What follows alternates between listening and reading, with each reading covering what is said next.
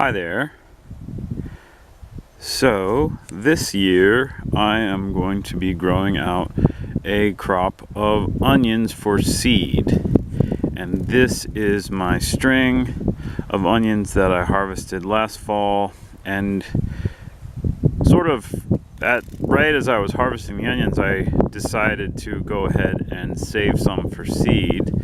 This is a new variety to us called Dakota Tears, and I was just incredibly impressed with this variety last year, and so much so that I decided it was worth saving for seed, which is something I've dabbled with, saving seed from onions in the past, and I've also dabbled with perennial onions, potato onions in the past, but I've never really come across an open pollinated onion variety that just blew my mind like this one.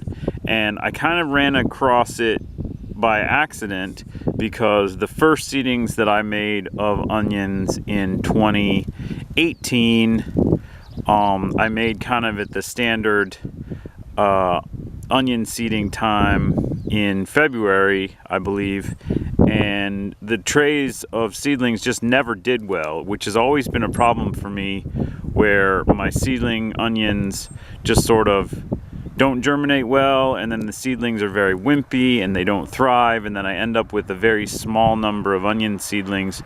You know, even buying hybrid onion seed, I've always had trouble getting enough onion seedlings of a high enough quality. And so basically I kind of threw out that first planting just because I was so unhappy with the seedlings. And I was making an order of some other stuff, and I purchased this seed of Dakota Tears onion from High Mowing, kind of as like a, well, on a little bit on a whim, just because I was like, well, I need some onions because I just threw out those seedlings. So I didn't get the seedlings started until late April, and the seedlings were incredibly vigorous. They grew incredibly quickly, and I managed to get them planted out. And I had, very healthy, very great seedlings. They grew fantastically well. And I typically try and plant, what I've always wanted to do is plant my onions as multi-seedling block transplants, to where like you have like a seedling clump of 3 or 4 seedlings in each transplant, and then you plant them about a foot apart, which makes cultivating a little easier. So you end up with like clumps of onions, 3 or 4 onions in each clump ideally, and these did that perfectly, which is kind of the first time I've ever had that system really work well. And so in every single way they have made me very impressed and happy. They're a tasty, strong, great storage onion.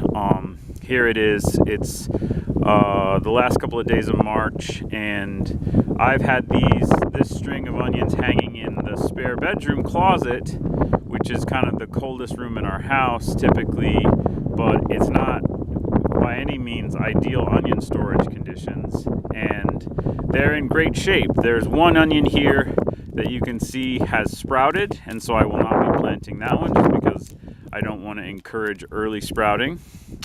But there are, little rootlets showing at the base, at the root zone of a lot of these, so they're starting to push, and we've gotten to the point where it's spring. It's the first couple of days of spring now, and the soil is definitely thawed on the surface, and onions are pretty cold hardy, so it's safe to plant these out. But I did want to talk a little bit about selection, and what I'm doing to select. So all of these onions I selected from clumps of onions where there was at least 3 other onions in the clump that were, similar in size, because I want to select for, planting these onions in that clump multi-plant system.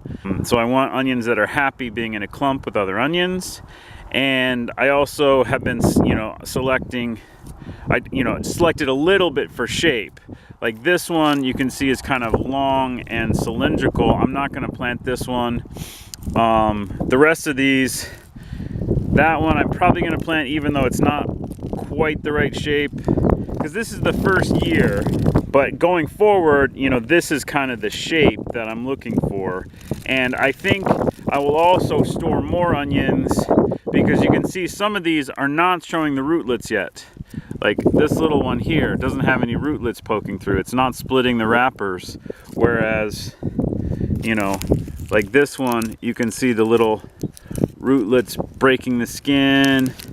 This one, you can see there's the little rootlets there. So, you know, they're not, well, this is the one that sprouted, right? But, you know, going forward, I'd like to just plant onions that have stored absolutely the best under the conditions where I'm going to store the onions, because I don't have, you know, onion storage facility for making ideal storage conditions for onions. So I want to select for onions that can store really well under my less than ideal conditions. So one other thing that I want to talk about is I have this book, The Organic Seed Grower by John Navazio. Really great book. It's probably my favorite seed saving book. And he has this section here on saving crops in the onion family. And one thing he talks about in this book with all kinds of crops is genetic maintenance of the seed crop, and how you can do things accidentally which negatively impact the genetic quality of the seed that you're growing. So all kinds of ways that you can accidentally select for traits that you don't want, which makes this book incredibly useful. That's the first time that kind of information I've ever seen, that kind of information put in print, you know. And so it's a really, really useful book to have for seed saving, even if you're not going to be a commercial seed grower, which is where this book is kind of directed. But one thing he does say in this book that I'm going to have to ignore is in the genetic maintenance section, he says to save seed from a minimum of 120 plants, to 120 to 200 plants to avoid inbreeding depression. And that's problematic, because that's a huge number of onions that you'd have to save, which, you know, means it's going to take up a lot of space, even though onions don't take up too much space, even as seed onions, but they're in the ground for quite a while. They're going to be, you know, these are going to be planted now. They're going to be, you won't be harvesting the seed until probably July or August. But I'm also a little skeptical, because, you know, back in the old days when Grandma, you know, Ingrid was saving onion seed in, you know, before the days of the commercial seed industry, and when, you know, the onions were domesticated, I just don't see that most people were saving seed from that many onions as like a backyard garden crop. You know what I mean? Like, that's a huge number of onions to be saving seed from. And I just don't have the space, and let alone that many onions going to seed is going to produce a ridiculous quantity of seed. And onion seed doesn't typically keep that long. So it's like that's like a commercial quantity of seed. Even this many onions is like going to produce way more onion seed that I can actually use, even though I'm, you know, a small scale market gardener, and I do grow, you know, a lot of onions. Ideally, I don't grow, you know, 6 ounces or a pound's worth of onion seed, which is potentially what you can get from this many onions. You know, you can get a lot more onion seed than any one person could ever use, unless you're growing acres and acres, you know, so of just onions. So that's one thing where my population size is not going to be what would be considered ideal to avoid inbreeding. So we'll just have to wait and see what happens. And so one problem is I don't have my tripod right now. I lost my little fixture for actually attaching it to my camera, which is a total pain. And so I'm gonna like select these bulbs, and then I'll sort of set them in place, and then we'll take a look at them. Okay, so here I went through and, you know, cut them all off the string, and we've got 32 here that I'm going to plant, and I called 4 of them. These 2 for shape, and these 2 for sprouting the worst, and yeah, I think it would be nice to save probably double or triple this number and go through and select even against like the ones that had the least amount of root sprouts at this time of year, to try and just push them into even long storing, even more storage capacity. But I'm pretty happy with most of these. Are rock solid. I mean, a lot of them are starting to have a little bit of root sprouting right there, but you know, it's springtime, and I'm pretty happy with the quality of this onion so far. So yeah, now we'll just set them out and then mulch them. Okay, so I got them set here in this bed, and you might be able to see there's a lot of compost down on this bed, and that is not necessary for these seed onions. This bed I'm actually prepping, and this area that's underneath the plastic here is way over there underneath those low tunnels is the bananas. And so I'm intending into turning this entire row into a row of Japanese hardy banana. And so I'm just trying to like increase the fertility and organic matter very high in this zone for the bananas. And but I don't have enough bananas to plant this whole thing, and so this little section here is plenty of space for my seed crop of onions.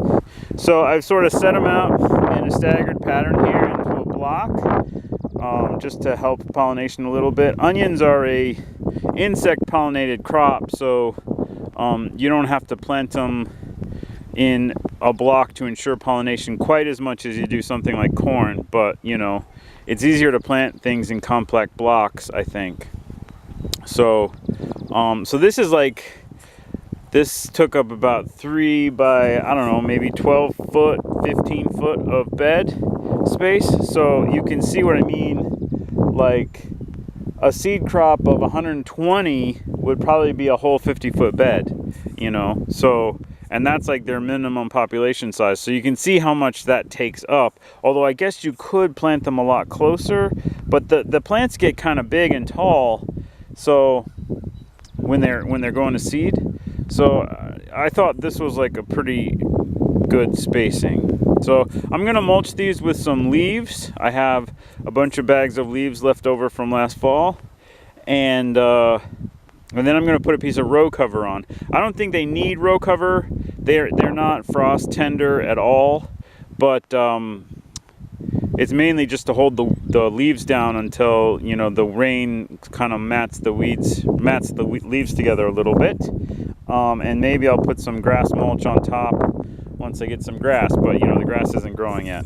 So yeah, let me mulch these. The onion should pretty much, I would say, explode out of the ground here, and I expect to see them up poking the tops of the row cover within, you know, a week or two, maybe 3, depending on the weather. If it stays cold, it might take them a little bit longer, but you know, within a week the roots on these onions should be quite extensive. When you put a stored piece of garlic or onion into moist soil, the roots, especially since the roots are already kind of popping through the wrappers on a lot of these, they will just respond to that moisture and dig right into the soil really quickly.